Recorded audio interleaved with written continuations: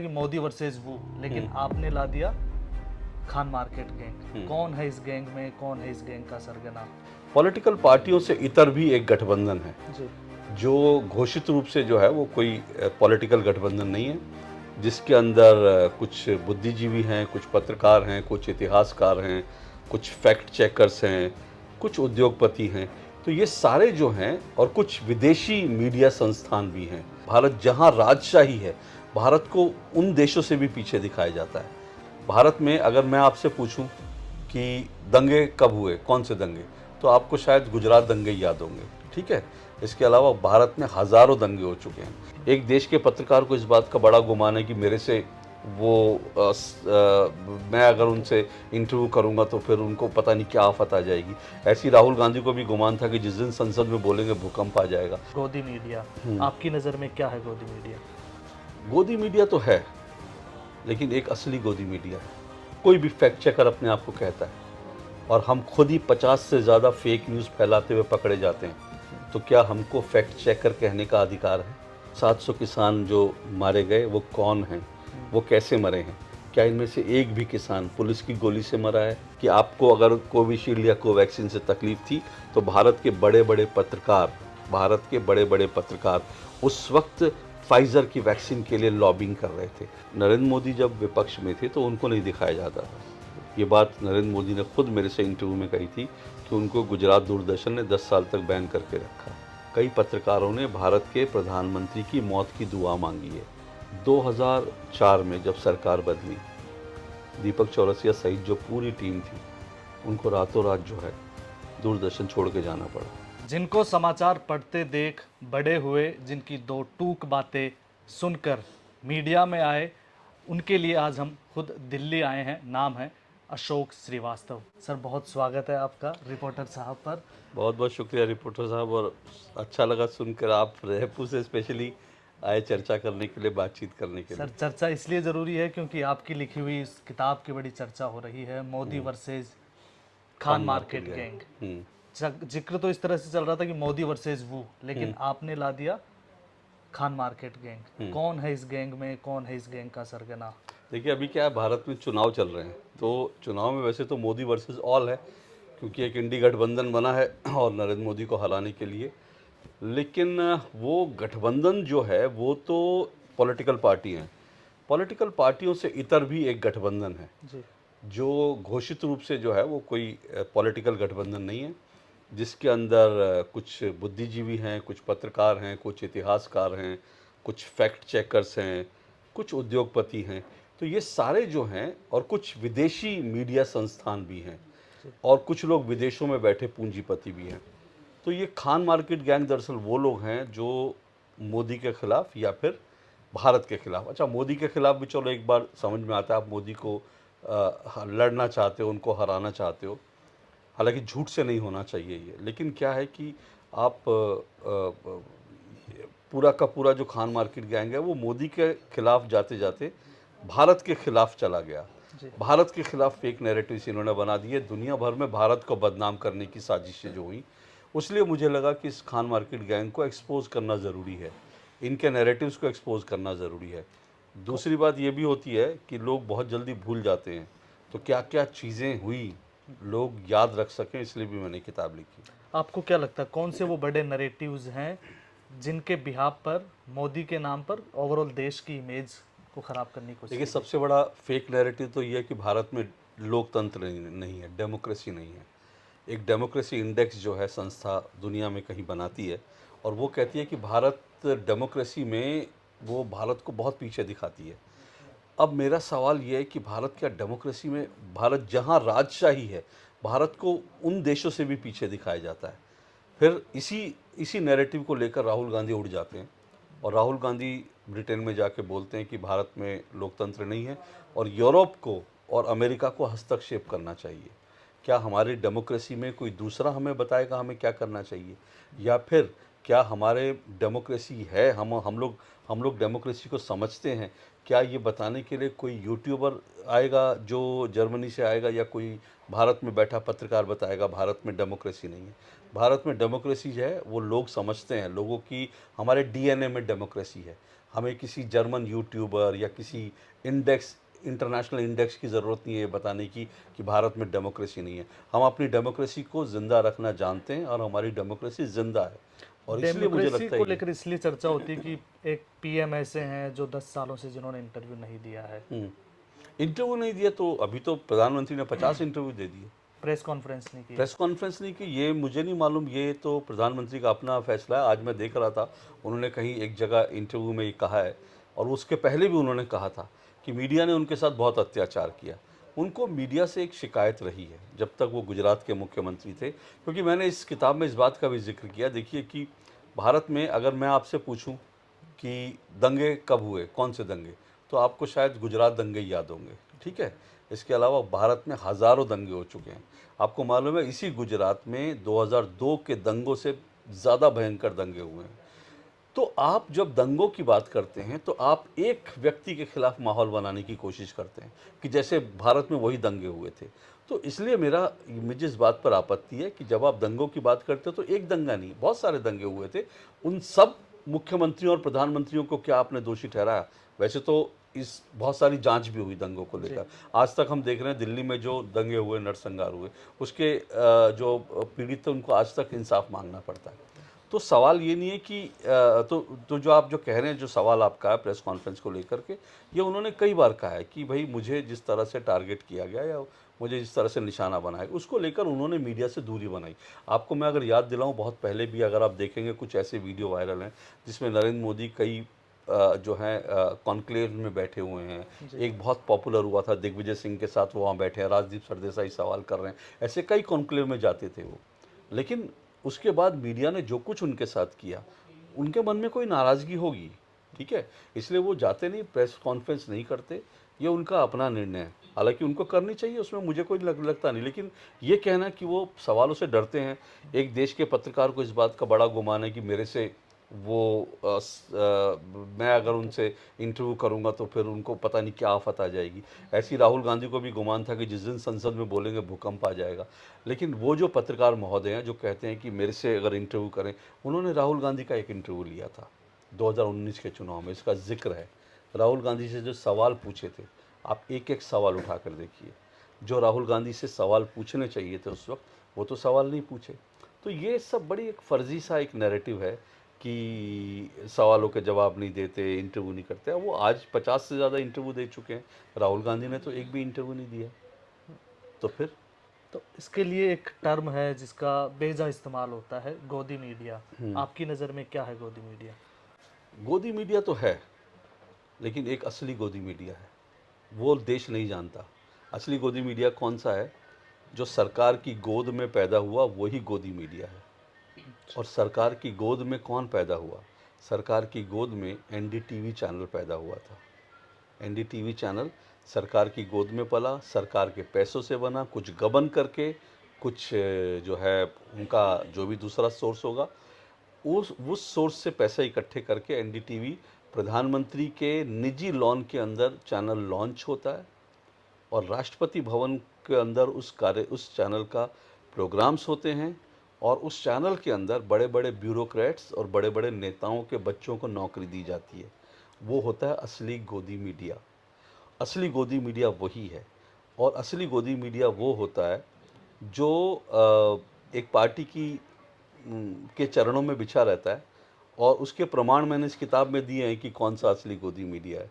मैं खड़गे हूँ, मैं कन्हैया कुमार हूँ, ऐसे वीडियो बनाने वाले, वो भारत के असली गोदी मीडिया हैं।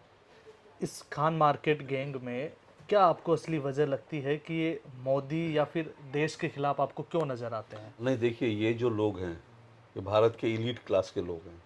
ये वो लोग हैं जिन्होंने 70 साल तक देश पर शासन किया। सरकार किसी की भी रहे, प्रधानमंत्री कोई भी रहो, लेकिन सरकार को पीछे से चलाने वाले ये लोग थे।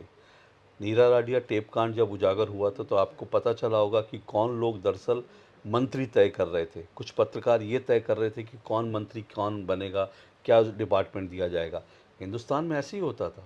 कुछ कुछ चुने हुए लोग जो हैं, जो खान मार्केट गैंग कह लीजिए, लुटियंस दिल्ली कह लीजिए, वो लोग सरकार चलाते थे।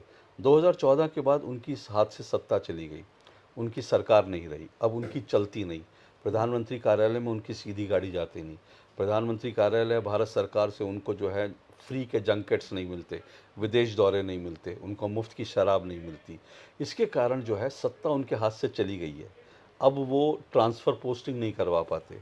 तो इसकी वजह से वो लोग जो हैं वो पीड़ित हैं, और वो पीड़ा उनकी जो है वो निकल कर आती है, और इसलिए ये लोग जो हैं इस तरह की चीज़ें करते हैं, और इसीलिए ये लोग इस तरह के फेक नैरेटिव करते हैं। उनकी पूरी कोशिश है कि सत्ता एक बार फिर से उनके हाथ में आए। 2014 के बाद 2019 में भी उन्होंने यही कोशिश की थी, अब 2024 में भी कर रहे हैं। मेरा मानना है आपको सत्ता चाहिए तो भाई आप सीधा-सीधा एक पॉलिटिकल पार्टी के साथ जुड़ जाओ। आप कहो कि आप फलाना पार्टी के नेता हो, सत्ता के लिए संघर्ष करो, लोग आपको वोट देंगे तो आप सत्ता पा लेंगे। बैकडोर से सरकार में एंट्री करने की कोशिश नहीं करनी चाहिए, ये मेरा मानना है।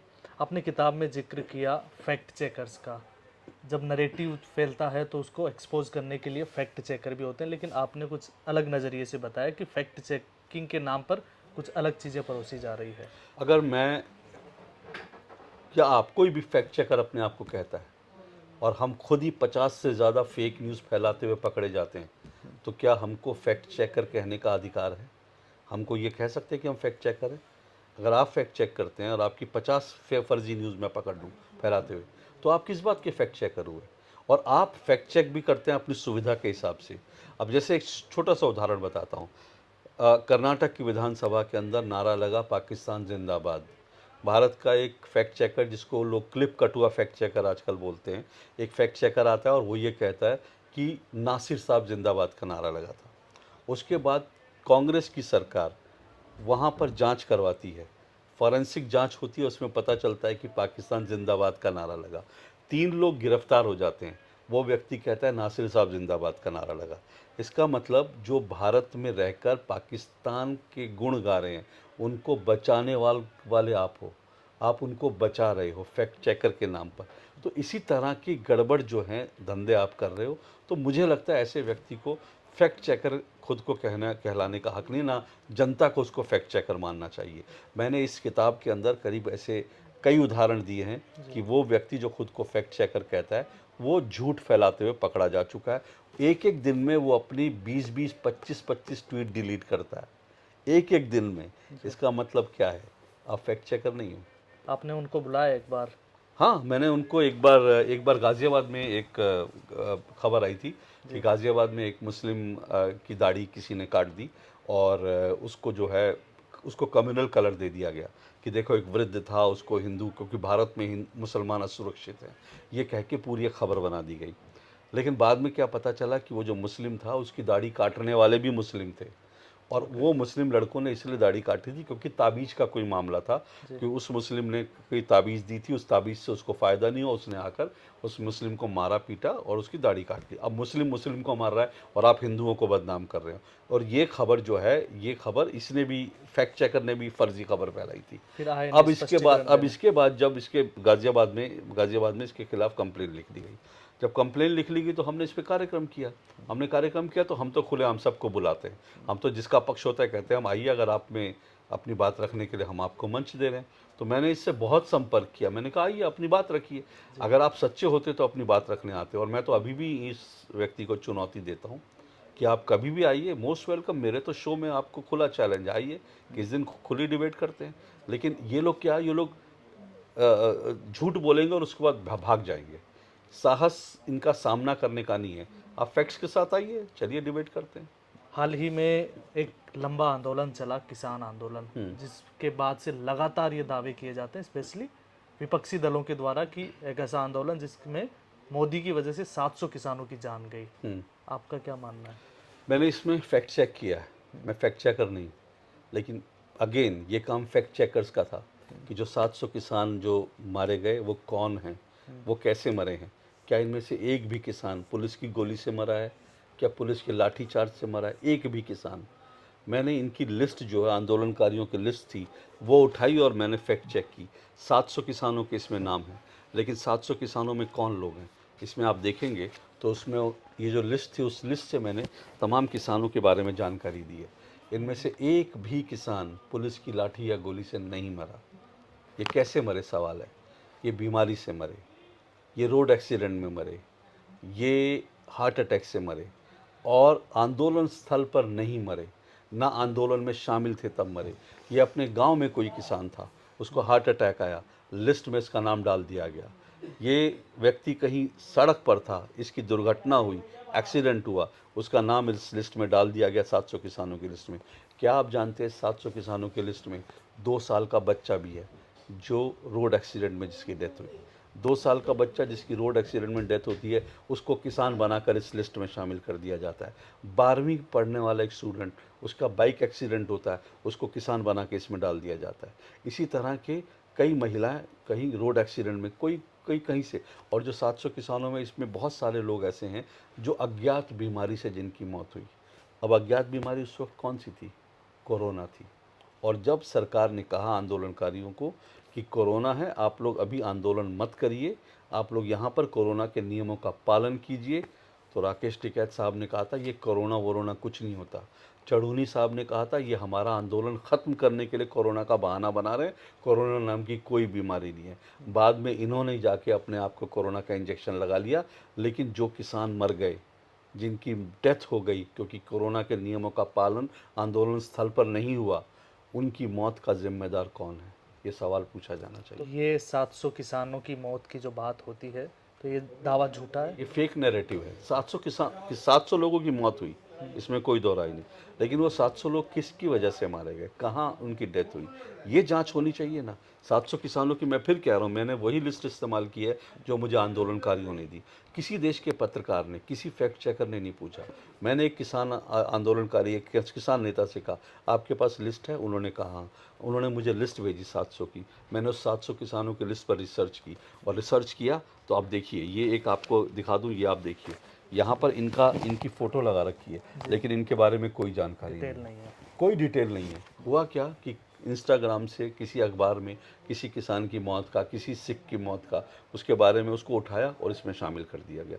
अरे आप कम से कम साबित तो करो, उसके बारे में जांच तो कर लो। आप कह रहे हो वो आंदोलनकारी है, लेकिन उसकी मौत का कारण आपको नहीं पता, उसका उसका नंबर नहीं पता, उसका परिवार का नाम आपको नहीं पता, और आपने लिस्ट में डाल दिया।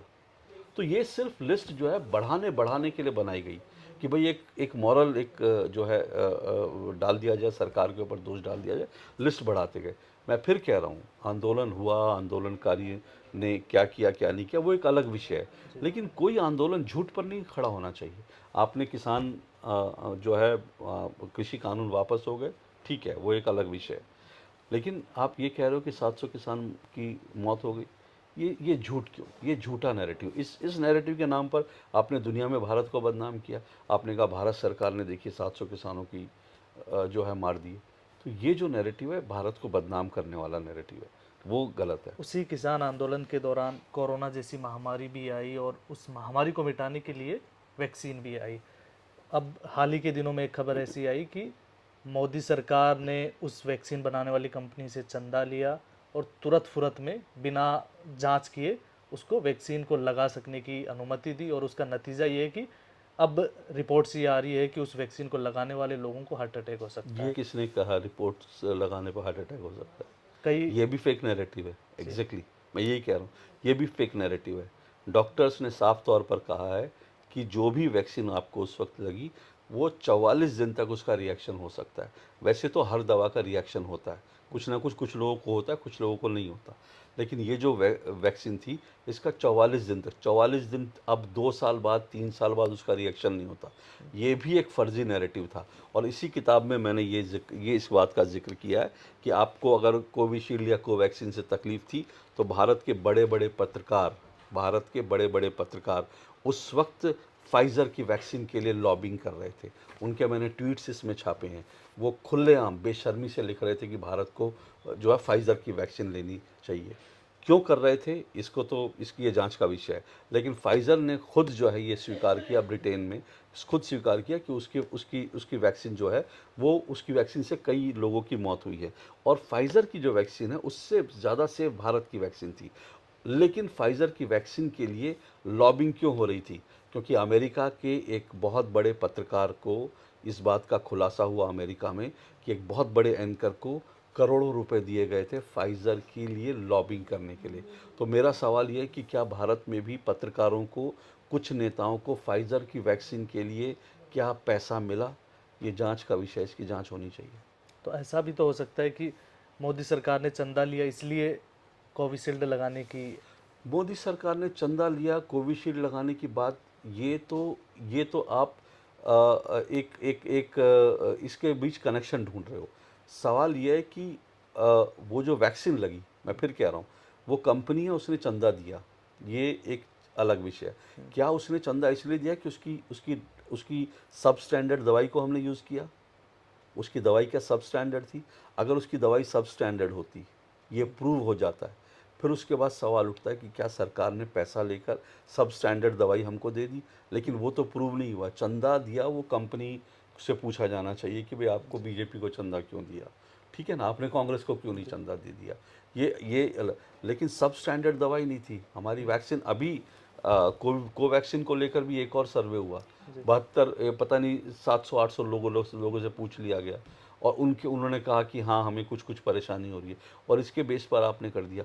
आप 140 200 करोड़ 200 से ज़्यादा डोज लगी, 200 करोड़ से ज़्यादा डोज लगी, आप 700-800 लोगों को फ़ोन करके आप एक नैरेटिव तैयार कर दोगे। ये नैरेटिव झूठ है, इस तरह का नैरेटिव नहीं बनना चाहिए। साइंटिफिक कोई थ्योरी हो समझ में आता है। फिर कह रहा हूँ, डॉक्टर्स तो कह रहे हैं कि कोवैक्सीन कोविशील्ड जो है सबसे सेफेस्ट है। आज दुनिया के कई देशों को, 200 से ज़्यादा देशों में भारत की वैक्सीन गई है। कहीं तो लोग नहीं कह रहे कि हमें परेशानी हो रही है। ये ज़रूर है कि कोरोना के कुछ साइड इफ़ेक्ट आज भी होंगे, ठीक है, इतनी बड़ी बीमारी थी, इतनी बड़ी महामारी थी। बहुत संभव है जिनको वैक्सीन लगी, जिनको नहीं लगी, उस बीमारी से जो गुजरे होंगे, बहुत संभव है कि देर सवेर उस बीमारी के कारण कुछ ना कुछ उसके साइड इफ़ेक्ट हों। हम नहीं जानते, क्योंकि ये बीमारी किसी ने देखी नहीं थी। पहली बार दुनिया को ऐसी बीमारी का सामना करना पड़ा। और एक चीज़ और भी है, देखिए, कोई भी वैक्सीन, मेरा ये मानना है कि दुनिया में जितनी वैक्सीन बनी है, वो सब एक लंबे रिसर्च के बाद बनी है। ये वैक्सीन 1 साल 1.5 साल की रिसर्च के बाद वैक्सीन, कोरोना की वैक्सीन तैयार हुई। बहुत संभव है कि हम अगर इसकी और 2, 4, 5 साल तक इसकी टेस्टिंग होती, तो शायद और ज़्यादा सेफ तरीके से वैक्सीन बनती। लेकिन क्या आप 2, 4, 5 साल तक इंतज़ार करने की सिचुएशन में थे? उस वक्त तो आपको वैक्सीन चाहिए थी। और इंटरेस्टिंग बात क्या है, इस किताब में मैंने इसका भी जिक्र किया। पहले जो पत्रकार ये कह रहे थे कि वैक्सीन कहाँ है, वैक्सीन कहाँ है, वैक्सीन कहाँ है, जैसी वैक्सीन आ गई उन्होंने कहा इतनी जल्दी वैक्सीन क्यों आ गई, आप इसको क्या लोगों को गिनी पिग बना रहे हैं? फिर उन्होंने कहा कि कोवैक्सीन की नहीं चाहिए, फाइज़र की वैक्सीन लाई। तो हर बार वैक्सीन को लेकर नैरेटिव आप बदलते गए। तो ये कैसे, ये चीज़ें जो है, आप बार आपको सिर्फ विरोध करने के लिए विरोध कर रहे हैं। आप एक चीज़ पे रहिए ना, आप कहिए कि हमको भारत की वैक्सीन नहीं चाहिए, हम आप खुलकर कहिए कि आपको कोवैक्सीन चाहिए, ठीक है, आप कोवैक्सीन लगवाइए। सॉरी, आपको अगर विदेशी वैक्सीन चाहिए, आप तो कहिए फाइज़र की, वो आप लेकिन भारत में जो है वो उपलब्ध होगी तो वही हो लगेगी ना। आप जाइए बाहर, इंग्लैंड जाइए, अमेरिका जाइए, फाइज़र की वैक्सीन लगवाइए। किसने आपको रोका है? चर्चा ये भी होती है कि मीडिया जो है वो विपक्ष को इतना दिखा नहीं रहा है या फिर उनके पक्ष की बातें रख नहीं रहा है।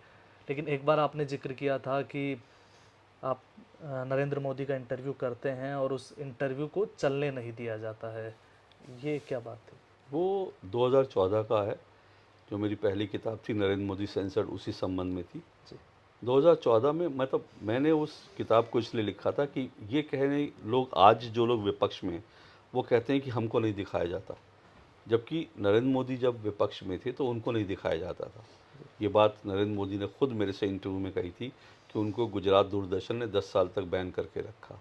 और मेरे खुद के इंटरव्यू, जो नरेंद्र मोदी का इंटरव्यू किया था, उसको भी बुरी तरह से पहले उसको रोकने की कोशिश हुई। जब किसी वजह से टेलीकास्ट करना मजबूरी हो गई तो उसको काट छांट दिया गया। तो वो व्यक्ति तो खुद ही मीडिया की सेंसरशिप का शिकार है, जिसको आप कहते हो कि वो सेंसर करता है। जहाँ तक आज बात है मीडिया को ना दिखाने की, मैं तो देखता हूँ सभी टीवी पे राहुल गांधी की भारत जोड़ो यात्रा हो, भारत न्याय यात्रा हो, सब जगह पर उसकी कवरेज हुई, सबने उसकी कवरेज दिखाई, दूरदर्शन ने भी उसकी कवरेज दिखाई। और मैंने तो खुद उनकी यात्रा को लेकर कई डिबेट भी की। और फिर मैं कहता हूँ, मैं हमेशा एक बात कहता हूँ, 2016 में मैंने एक प्रोग्राम शुरू किया दूरदर्शन पर, दो टूक के नाम से। 2016 में दो टूक शुरू होने से पहले दूरदर्शन पर क्या कभी विपक्ष को इस तरह से खुले आम अपनी बात रखने का मौका दिया जाता था? आप रिकॉर्ड निकाल लीजिए, जांच कर लीजिए। इलेक्शन के दिनों को छोड़ करके दूरदर्शन पर विपक्ष को बुलाने की कोई परंपरा नहीं थी 2016 से पहले। 2016 के बाद लगातार दूरदर्शन पर डीडी न्यूज़ की डिबेट में लगातार विपक्ष को बुलाया जाता है, अपनी बात रखने का मौका दिया जाता है। उसके बाद भी आप कह रहे हैं कि देश में आपातकाल है, अघोषित आपातकाल है, उसके बाद भी आप कह रहे हैं देश में बोलने की आज़ादी नहीं है। मैंने इस किताब में इस बात का जिक्र किया है, कई पत्रकारों ने उस प्रमाण के साथ उनके मैंने ट्वीट की कॉपी लगाई है, फोटोग्राफ लगाई है। कई पत्रकारों ने भारत के प्रधानमंत्री की मौत की दुआ मांगी है खुलेआम। कई पत्रकारों ने, एक पत्रकार ने, प्रधानमंत्री नरेंद्र मोदी का गाड़ी का काफिला जा रहा था, उसने ट्वीट किया कि वाह मज़ा आ जाए कितना अगर कोई गोली मार दे प्रधानमंत्री को। और उसके बाद आप कह रहे हो देश में अभिव्यक्ति की आज़ादी नहीं है। आप कितनी अभिव्यक्ति की आज़ादी चाहते हैं? आप प्रधानमंत्री को, देश के प्रधानमंत्री की मौत की दुआ मांग रहे हैं, आप उनको गोली मारने की दुआ मांग रहे हैं, आप उनको रोज़ गाली दे रहे हैं, और उसके बाद कह रहे हैं आप अभिव्यक्ति की आज़ादी नहीं है। तानाशाही क्या होती है? जिस देश में तानाशाही होती है, उस देश में जो तानाशाह शासक होता है, उसके खिलाफ आप एक शब्द नहीं बोल सकते, एक शब्द नहीं बोल सकते।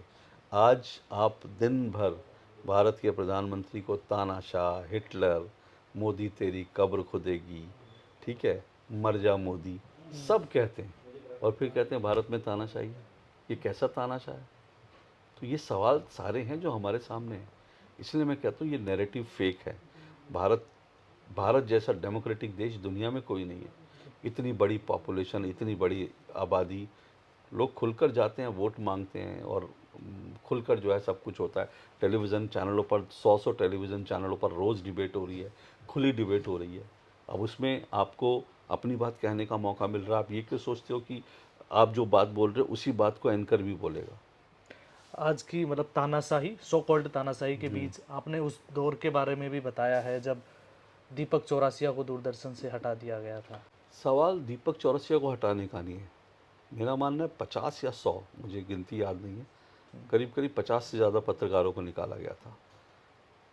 2004 में जब सरकार बदली, दीपक चौरसिया सहित जो पूरी टीम थी, उनको रातों रात जो है दूरदर्शन छोड़ के जाना पड़ा। वजह? वजह ये थी क्योंकि वो लोग पिछली सरकार के दौर में थे, और इसलिए जो है उनको नई सरकार ने कहा अब हम अपने लोग लाएंगे, और उनको निकाल दिया।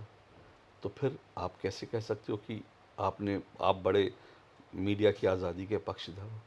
अगर आप मीडिया की आज़ादी के पक्षधर हो तो आपने 50-100 पत्रकारों को क्यों निकाला? आखिरी सवाल यही, जो आपकी खान मार्केट गैंग की तरफ से भी कहा जाता है, हम्म। क्या 2029 में चुनाव होंगे? 2019 में भी यही कहा जाता था जी। कि अगर मोदी और अमित शाह आ गए तो 2024 में चुनाव नहीं होंगे। अभी 2024 में चुनाव हो रहे हैं, 5 चरण की पोलिंग हो चुकी है, 2 चरण की और पोलिंग होगी। सारे नेता प्रचार कर रहे हैं, घूम घूम कर दावा कर रहे हैं कि हमारी सरकार बन रही है, हमारी सरकार बन रही है, और उसके बाद आप फिर कह रहे हो कि 2029 में चुनाव नहीं हो। ये एक बहुत बड़ा फेक नैरेटिव है कि 2029 में चुनाव नहीं होंगे। मैं फिर कह रहा हूँ, भारत एक ऐसा देश है जहाँ पर कोई तानाशाह सरवाइव नहीं कर सकता। भारत के लोग इतने समझदार हैं, भारत के लोग इतने ज़्यादा जो हैं वाइब्रेंट हैं कि भारत में किसी तानाशाह को वो रहने नहीं देंगे। भारत के लोगों को अपनी डेमोक्रेसी की वैल्यू मालूम है, अपने वोट की ताकत मालूम है। भारत के लोग तानाशाही को बर्दाश्त नहीं करेंगे। जिस दिन कोई तानाशाह भारत में आएगा, भारत के लोग खड़े हो जाएंगे उसके विरोध में। एक ऐसा जलजला, ऐसा तूफान आएगा कि तानाशाह रुक नहीं सकता, वो तानाशाह कोई भी हो।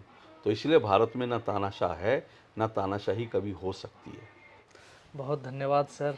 Thank you. ये थे अशोक श्रीवास्तव जी, जिनको देखकर हमने मीडिया की शुरुआत की और आज इन्हीं से खास बातचीत करने का मौका भी मिला, और उनकी किताबों के ज़रिए जो फेक नैरेटिव सो कॉल्ड लोगों की तरफ से, या यूँ कहें खान मार्केट गैंग की तरफ से फैलाने की कोशिशें की जाती हैं, वो समय समय पर अपनी किताबों के ज़रिए उनको एक्सपोज भी करते रहते हैं। धन्यवाद। देखते रहिए रिपोर्टर साहब।